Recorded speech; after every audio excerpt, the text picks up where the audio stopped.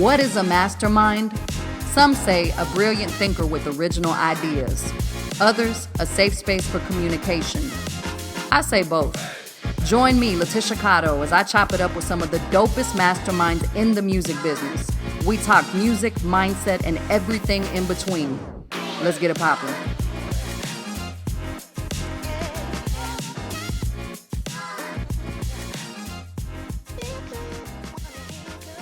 What's good? It's your girl LaTisha Cotto coming at you with the first episode of the Music Mastermind podcast. I cannot express to you how excited I am. I will probably say that a gazillion, bajillion times during this episode alone because, well, it's the truth. The funny thing is that this podcast coming from me makes complete sense, and yet it has never occurred to me until now in September of 2023 to do this in this way. And I do believe in divine timing. I do believe that the information, the guidance, the insights, the path appears to you right when it's supposed to, not a moment before or a moment after. And so I am, again, so excited to bring this to you, and I pray blessings over you, your life, your career, what it is that you are in the process of creating in the music business. And I pray that this is a wonderful resource for you and that you have so many tremendo aha moments that critically change the way that you are viewing your business and your opportunities and the way that you're showing up for them. So the purpose of this episode in particular is just to set the foundation and give you the lay of the land of the who, what, where, when, and why of the podcast, a little bit about me, and a whole bunch of disclaimers since we do live in a world of cancel culture. And I just want to make it very clear from jump what you will get from this podcast and probably what you won't get because, you know, it is what it is. Esto lo que hay. You're probably going to hear me say that a lot too. So starting off, hey, what's up? Allow me to reintroduce myself. My name is, it is not Hove. My name is LaTisha Cotto. And I have what you call a non-traditional background. I decided at the age of 4 that I wanted to be in the music business. And it was just something I can remember, being in the backyard of my grandparents' house on a swing set and just saying, hey, this is the life for me. And it makes total sense because at the time, my mom, Mama Terry, hey, Mama, I love you, was really into Tejano music. We're from Waco, Texas. And we would go and watch some of her favorite bands play in different venues. And I can remember going backstage with her to greet the artists and the musicians and just knowing that that was the place for me. And so, again, born and raised in Waco, Texas. My mom was my first A&R teacher. I didn't even know what that was back then, but she exposed me to so many different genres and artists and just gave me a love of music that has really shaped me and sustained me even to this day. And so, Waco, Texas, graduated and moved to the east side of Atlanta, Georgia, to Decatur, Georgia, where I did my undergrad at Agnes Scott College. I was an economics, business, and Spanish double major, did a whole bunch of internships, and the last of which was an internship at the Recording Academy, the nonprofit organization that produces the annual Grammy Awards show, which is, the Recording Academy, I can't say enough good things about them. They really put me on my path, and they do so much good for music creatives and music professionals around the globe. And so if you're not a member, you definitely need to be. And I'm not getting like a sponsorship off of that. That's just truly the way that I feel. And one of the ways that I tell people to plug into the music community is through the Recording Academy because it worked for me. Anywho, I ended up, after that internship, moving to Miami, Florida, where I worked in the Latin music business for 5 years. I started out at the very bottom as an A&R production coordinator, working with tropical music powerhouse Sergio George. And I'm also very grateful for that experience in my life because Serge not only taught me about Latin music, the music business, but he taught me so much about life and human nature and these principles that still guide the way that I view the world even today. And I'm so grateful for that experience. So after 5 years, I decided to move back to Texas and ended up in the Dallas-Fort Worth area, where I was working as a career coach for HVAC and welding students. And my students really inspired me to go back to school. So I ended up moving to Houston, where I got an MBA at Rice University. And while I was there, I really challenged myself, got outside of my comfort zone, and took primarily finance courses, because I had always told myself the story that I wasn't good with numbers, that I was a people person, a marketing person, a creative person, but not a numbers person. And then one day I realized I had no data or evidence to support that claim, and so I set out to disprove it. So after I graduated, I worked in corporate finance for about 2 years. And if I'm honest, like after the first week, I knew it wasn't a long-term fit for me, but I am grateful for the 2 years that I did work in corporate finance, because it gave me a holistic understanding of how a company runs and how all of the different departments and their initiatives and their expenditures come together and ultimately impact the bottom line of a company. And that was an understanding that I did not have before in all of my previous roles. So I am so grateful for that, because the truth of the matter is, this is your livelihood and this is your business. And it is important that you understand the financial ramifications of every decision that you make. And so I did that for 2 years. And then I left corporate finance and I started my own life coaching company. I got certified and I spent probably about 5 years really delving into the world of self-love and setting the foundation for your success in every area of your life, not just your business, using the principles of self-love, of unconditional love. And that is a lot of what you're going to hear in the Music Mastermind podcast, because that is truly a tenet of the belief system that I've set up for myself. And it's something that I truly believe is that you have to believe that you're worthy of your dreams. And then you have to conquer your mind, which is primarily what we're going to focus on during our time together. And then you can start thinking about the strategies and the tactics and the marketing principles and the best practices, right? Like it truly is a process, and you have to spend time with each of those things if you truly desire to change your 3D reality. And so I actually, after doing my life coaching business, decided to take a position at the University of Texas at Austin as a career coach for undergrad business students and helping them in their career development. And, you know, at the time, well, let me say this. I think God has a sense of humor. I think anytime you say, God, I'm never, ever, ever, ever going to do this again, or I'm not going to do this or that, God just kind of has a little chuckle and says, oh, really? Well, we'll see about that. And that's what I used to say about music. When I left, Miami all those years ago, I was like, I'm never going to be in the music business again. And again, God was like, oh yeah, we'll see about that when the time is right. Let's see what happens, right?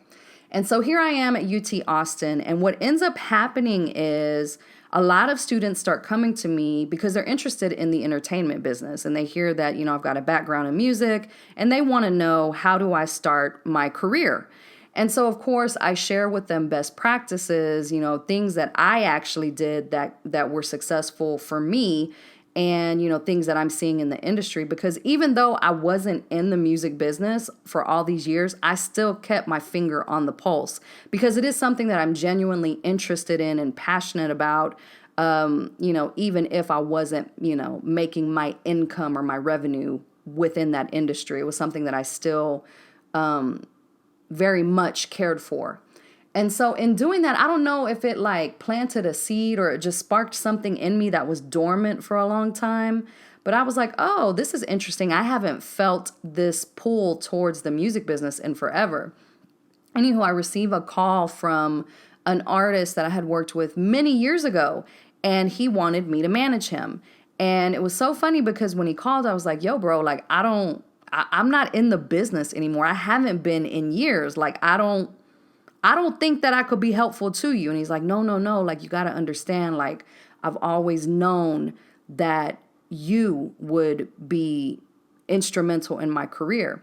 And I was like, well, you know what? Let me think about it, and let me make some phone calls, and let me see if this is something that I'm still interested in, right? And so I looked around in the industry and I thought, who do I admire the way that they're doing things, right? And so it just so happens that a buddy of mine from Rice, that we went to business school at the same time, is working with one of the top hip hop artists in the game today.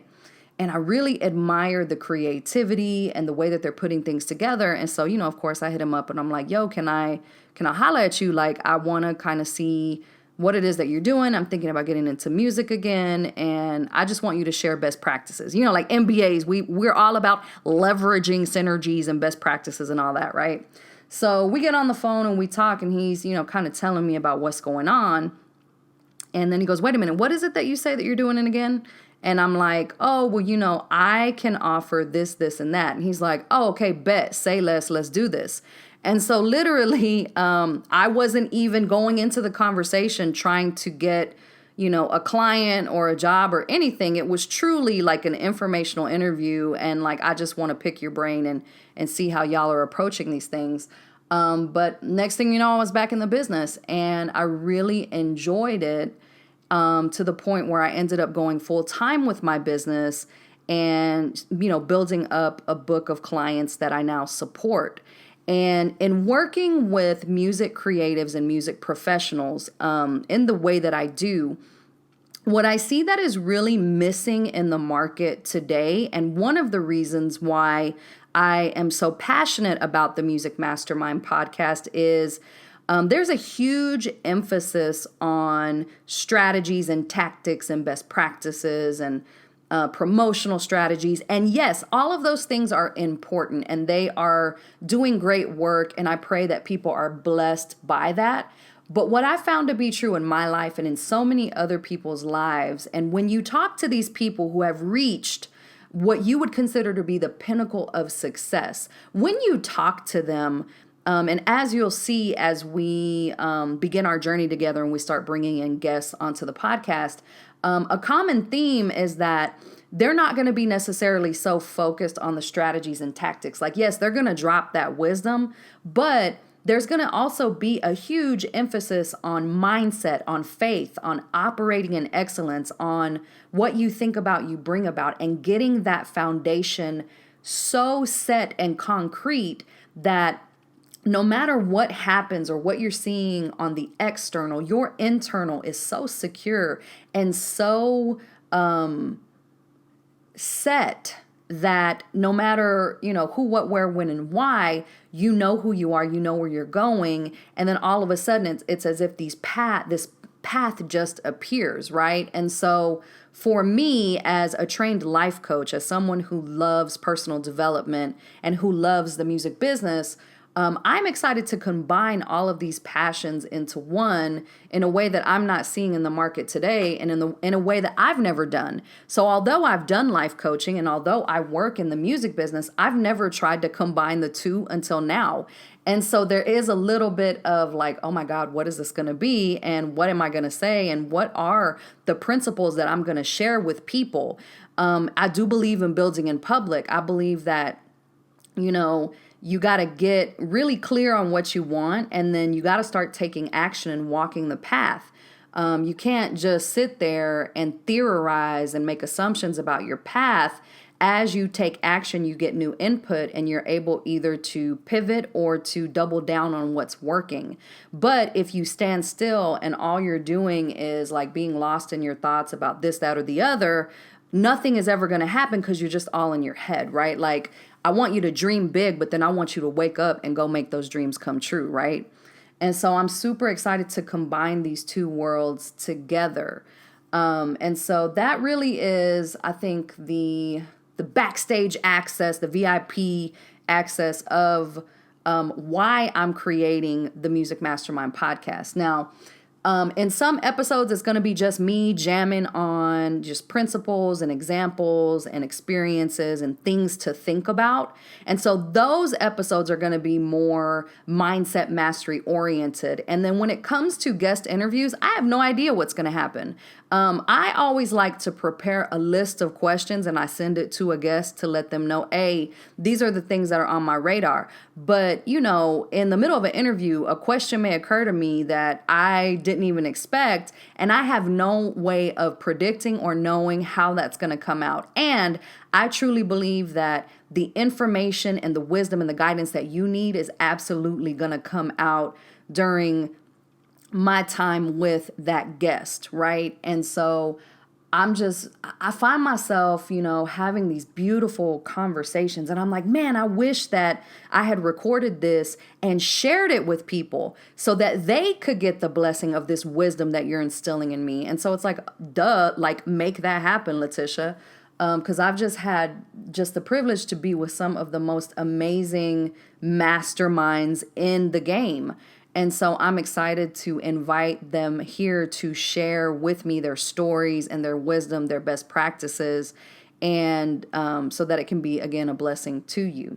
Now, I want to definitely, especially in a world of cancel culture, I just want to set the stage for a million disclaimers so that you know what you're getting and so that you can use your own discretion and intelligence, right? Like, follow your heart, but take your brain with you. And whenever somebody's telling you something, even if it's me, always take it with a grain of salt and use your critical thinking skills, right? You don't have to agree with me or any of the guests on 100% of anything.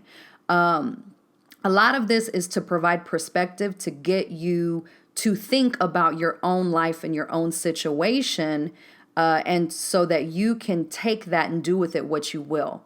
But I absolutely believe in your power and your autonomy and your ability to think critically, and to create a life and a belief system that feels good to you. So that being said, this podcast and the people on it, and especially me, are perfectly imperfect or imperfectly perfect, meaning that we are both masterpieces and works of art all at the same time. And so I may not always express myself in the most effective way possible, meaning I may say something and stick my foot in my mouth, right? That's what happens when you show up and you are trying to be vulnerable and authentic and real. You won't always get it right. I will make mistakes. There may be something that I say that I unintentionally offend you or offend another listener. And the thing about me is I'm going to listen, right? Like, I'm going to create a space for dialogue, and I'm going to reserve the right to allow myself to learn in real time. So y'all can't come at me and say, well, LaTisha, da-da-da-da-da. And I'm be like, yo, you need to replay episode 1 where I explicitly state mistakes will be made. Miscommunication leads to complications. Shout out to Miss Hill. And, I'm building in public and I'm showing up vulnerably and authentically, understanding that I am not here to be perfect.